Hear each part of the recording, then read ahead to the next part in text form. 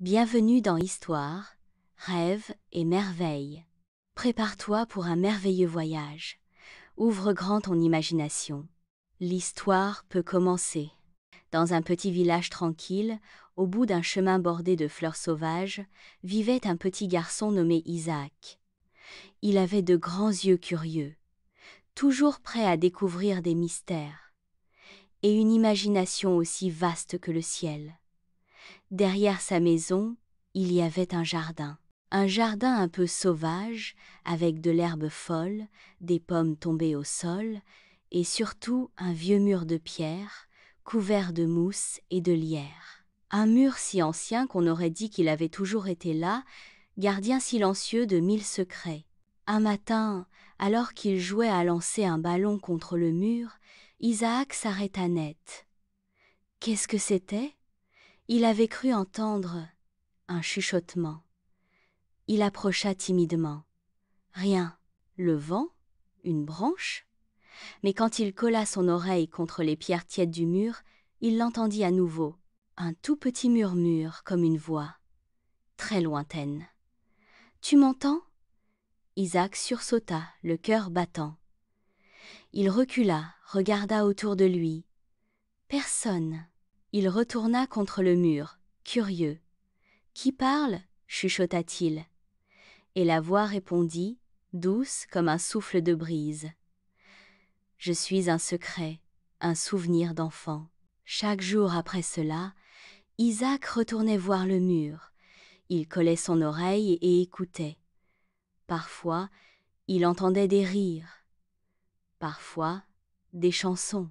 D'autres fois encore, des mots étranges, comme des bouts d'histoire. J'ai enterré un trésor sous la pierre ronde, près du pied du pommier. Mon ami s'appelait Tom.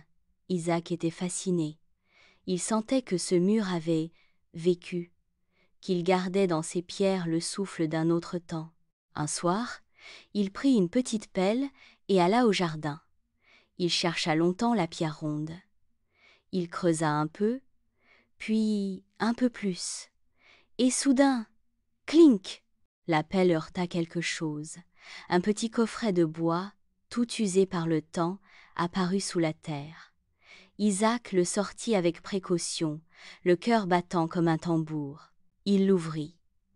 Dedans, il y avait une vieille photo, un petit carnet jauni et une Bible bleu ciel. Sur la photo, un garçon souriait, les cheveux en bataille, les mains pleines de terre. Au dos, quelques mots, pour celui qui écoutera un jour. Tom était 1963. Isaac resta longtemps silencieux. Il tenait entre ses mains un trésor pas comme les autres, un fragment d'enfance, une mémoire confiée au mur, comme à un vieil ami. Le petit carnet racontait des aventures, des cabanes dans les arbres, des courses-poursuites avec un chien nommé Biscotte, des rêves d'exploration vers les étoiles. Isaac lut chaque page avec tendresse. Il riait parfois, s'émouvait souvent, et le mur, toujours là, semblait sourire dans ses pierres. À partir de ce jour, Isaac ne jouait plus seul. Il parlait au mur, lisait à voix haute les pages du carnet. Il dessinait des cartes, imaginait des trésors, lançait sa bille bleu ciel et la rattrapait comme s'il jouait avec un ami invisible. Un matin, alors que le vent caressait les feuilles du jardin, Isaac entendit à nouveau le murmure. « Merci de m'avoir retrouvé. » Et puis un jour, Isaac décida, lui aussi, de confier un secret au mur. Il prit un petit cahier neuf, y écrivit ses propres aventures, la fois où il avait construit un radeau de feuilles, la nuit où il avait rêvé qu'il volait avec les chouettes, le jour où il avait entendu le mur chuchoter pour la première fois. Il y ajouta une bille verte, comme un écho à celle de Tom, et une photo de lui, tout sourire, les yeux pleins d'étoiles. Puis, il enterra sa boîte, juste à côté de celle de Tom. Pour celui qui écoutera un jour, Isaac était 2025.